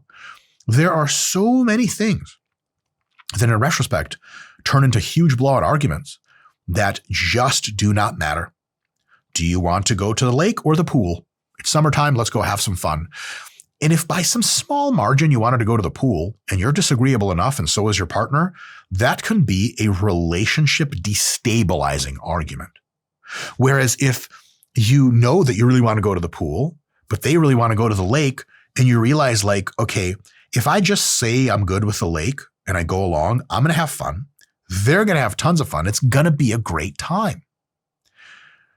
And it doesn't fucking matter. Then you learn to let go. Like I am a very picky eater, but when friends are deciding what restaurant to go to, at the end of the day, in many cases, I'm going to be like, I don't want to eat the stuff here. But sometimes I'll be like, you know what?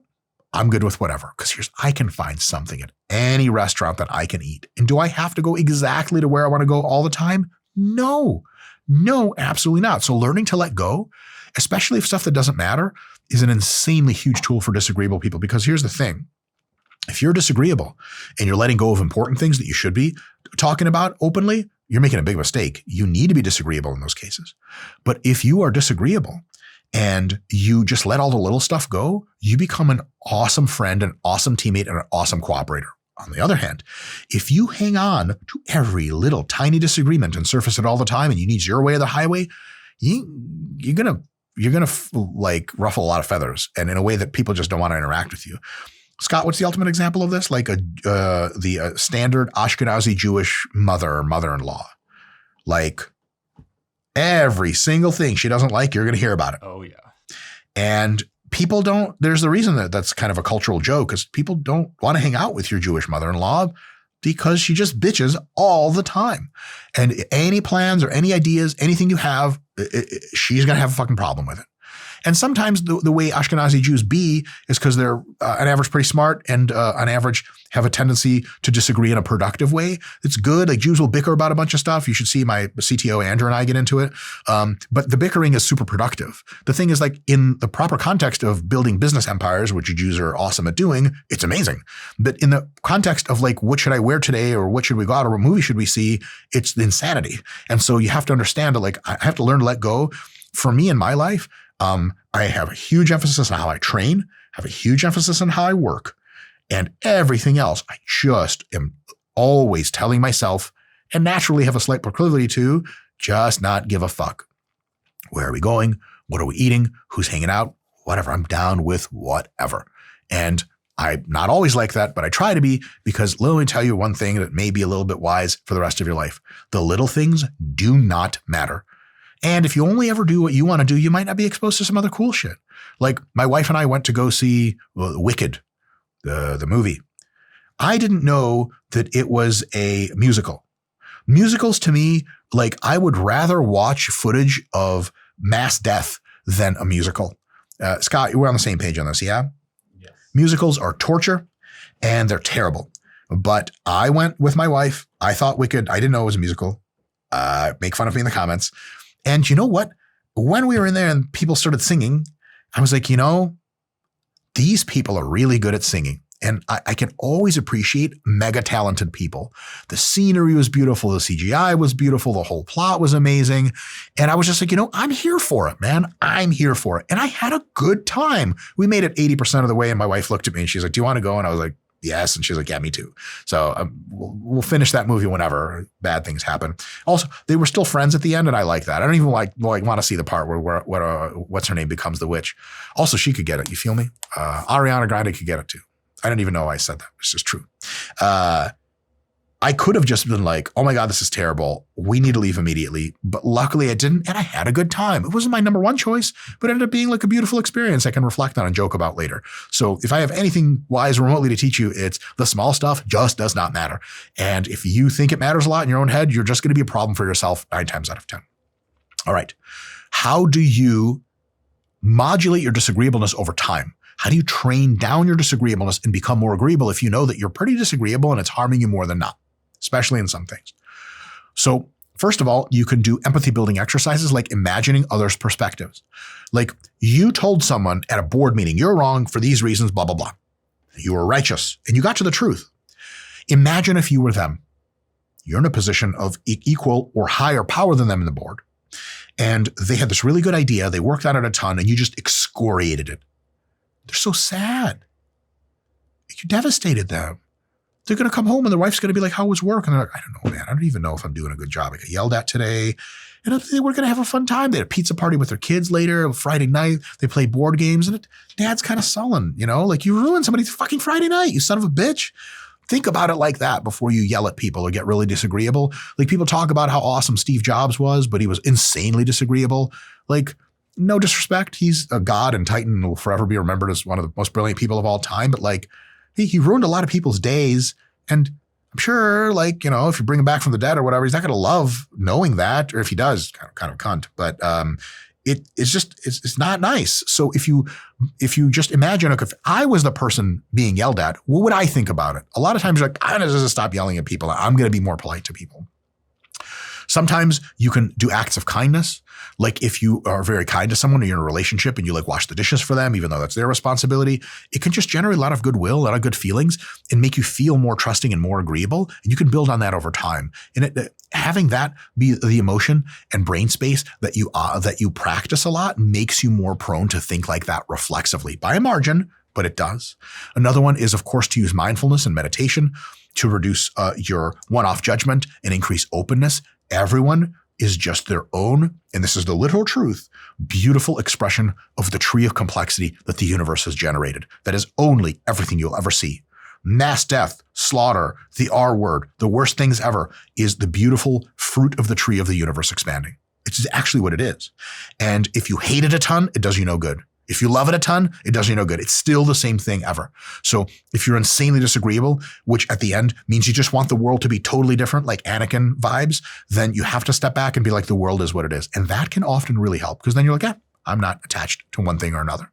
Conflict resolution skills are something you can practice, trying to get to a win-win outcome. A lot of times disagreeableness comes in as like, I win, everyone else loses. The Matrix, like Neo didn't show up he didn't call the Matrix people on the phone and the end of Matrix 1 movie and be like, hey guys, intelligent machines are amazing. And let's build a more cooperative society. He didn't say that. Should have said that. It would have been better. But he was like, I'm coming to get you. You've been like on alert or whatever. And then he flew off with his cape. Not the greatest thing in the world. So win-win is really good. One of the tips that a lot of people give is do some journaling and try to reflect on positive interactions with others. Journaling, I don't do formally. I guess I do it to some extent, but I just don't have the attention span and patience to sit down and type the idiosyncrasies out of my life. I also couldn't give a shit about them. But a lot of times if you journal and you look back and you can basically like sort of reflect on positive interactions with others to retrain your brain to see others as cooperators rather than as enemies and people you conflict. Of course, you can seek feedback from trusted individuals on your cooperative tendencies, because you could be like, yeah, a lot of disagreeable people, they're like, I'm not disagreeable. And you're like, okay, you're actually disagreeing. Like, right. But maybe I'm not actually disagreeable in the best possible way. You're like, yeah, that's true. Why don't you ask around? Ask around, and everyone's like, yeah, man, you're great. But you kind of do what you do. And I've never seen you go along with anything. You're like, oh my God, I'm disagreeable. Remember, disagreeable people on average have slightly lower emotional intelligence. So they're on average less likely to be like, oh, I am that guy. Holy shit. I didn't know. That's a thing. So ask around. Obviously with trusted people, so on and so forth. And the big one at the end is gradually challenge yourself to respond with understanding and patience in difficult situations. Remember, disagreeableness is reflexive. It's the first thing that's going to come to mind is no, I'm not going to do it. So if your school that you go to has you wear certain uniforms and you just, I got to wear something on my outfit that's just against code. And the teachers will send me to the office every, 5 days when they realize, oh, those socks are green and our school colors are red. Just be like, you know what? I'm going to focus on my schoolwork and real sly to myself. I know I don't mean it. I'm just going to get along. I'm just going to wear the fucking uniform, but secretly fuck all these people. But I'm going to do it because strategic thinking. If you can learn to do that, all the disagreeable impulses in your head will come up. If you, someone in your friend circle posted something on Instagram you disagree with, you type out a whole response, hit send. Don't do that. Don't do that right away. Type up a whole response and don't hit send. Read it again and be like, how's this going to be perceived? You can edit it to be perceived differently. Or you can say, you know what? I'm actually going to make a response that gives them food for thought, but largely agrees with them. And the food for thought is going to be my way of disagreeing. Dope. That is good. It's gradual. It takes time, but eventually it builds those skills. Now, last part of this chat. It's been one hell of a chat here. It's 5 fucking hours later. Agreeableness and disagreeableness are shortcut biases. Your brain evolved to deal with very limited information. You don't, in the ancestral world, we didn't know anything. You knew what you were taught with language by like the tribal elder, and like that was the only source of information other than also other insanely ignorant people around you. You saw trees and plants and animals in the sky and you talked to your elders, and that's essentially all the information you got. And to keep you from being an insanely terrible team worker. And to keep you from getting really duped and being a mark, sociobiology evolved the abilities in your brain to be either disagreeable or agreeable or somewhere in the middle, depending on context. But these are shortcuts designed to act on very limited information. In the end, you actually just have a logical decision to make, and the biases are not helpful. So as you gain more and more information about your surroundings and situations, you can use your biases less and use logic more. Because the real reason that you want to go along with a plan or not go along with a plan is because for good, logical, well-vetted reasons, you think it's a good idea or a bad idea. And then you can share these reasons and be totally transparent. It's good to be kind, but also straightforward. And there's a time and a space to share those concerns. Because if we're on the board or we're in the engineering department of a very big tech company, agreeableness is a weakness. Disagreeableness is a weakness. Calm, logical introspection and discussion is how you build megasystems and do the most good in your life. Because reflexive disagreeableness operates on zero information. Whatever you hear, you disagree. Reflexive agreeableness operates on zero information. Whatever you hear, you're good with it. Both of those are wrong. Now, they're right in context of very limited information, but the more information you get, the more you can move away from agreeableness or disagreeableness and just toward being a logical person that understands the goals and works toward them in the way that makes sense. Because the real reason to go along with things is because you think they are better done rather than not done, or because within the constraints of the time or situation, the outcomes will be better if you agree rather than disagree, for example. So the best solution to long-term balance is to move toward doing logical things and not relying on instinctual biases to agree or disagree as much. So my take on it is this, to give you guys the overall where you should be on the spectrum. While like conscientiousness on average in our current environment is best when it's closer to the higher levels on average, neuroticism is best in our current environment for most people when it's lower than average. My thought on your best bet for agreeableness or disagreeableness is it's usually best right in the middle, which means even keeled. You're not intending to disagree a ton. You're not intending to agree when it's not a good idea. The bias is towards finding the truth, but also for facilitating great long-term relationships and communication channels so that you can be as logical as possible with your teammates, but everyone knows that you're on the same team. Pro-social, but logical is probably the best way to do it. So if you find yourself excessively agreeable, which is one of the reasons why I constructed this lecture like I did, with exceptional disagreeableness, we saw some good things about it, some bad things about it, how to moderate it to bring you closer to the middle. With exceptional agreeableness, some good things about it, some bad things about it, how to moderate it to bring it closer to the middle. Because closer to the middle of just being logical, a cooperative team player, but not someone who could just get duped into doing whatever, is probably best practice. Anyway, I've taught for long enough. I've mentioned mindfulness a ton during this and meditation. I use the Waking Up app, which is made by Sam Harris and his team. Sam Harris is a person I have an insane amount of esteem for, hugely intellectual. I highly recommend you get into his stuff. And you can meditate by yourself. You know, the real talk, you don't even have to meditate. But if you really struggle like I do with a bunch of these rapid thoughts to be agreeable or disagreeable and make some terrible decisions on the fly, a practice of meditation, even as long as a few weeks, can give you superpowers in sitting back, observing what's going on in your own brain, and calmly and logically manipulating what's going on to say, okay, what is actually the best decision here? I feel like I disagree with this, but that's just a lot of feelings. I feel like I agree with this a ton, but I can feel it's just a feeling of agreeableness. What's actually going on logically and what's my best thing to do? If you're super, super emotional and off the rails, you're just going to go to whichever one your brain predisposes in that situation. If you're doing meditation through the Waking Up app, you have mindfulness practice, the first inclination is to observe, oh, I have inclinations. Let's see how they bubble out. First, they're big waves. After a few seconds, they're really small waves. And that calmness of the sea of your mind can allow you to make much better choices than just going off a whim. So link in description, some shit like that. I'm terrible at ad reads, but there is a link in the description for you to sign up for the Waking Up app if you're into that sort of thing. If not, no big deal. We'll see you next time either way. Peace, homies.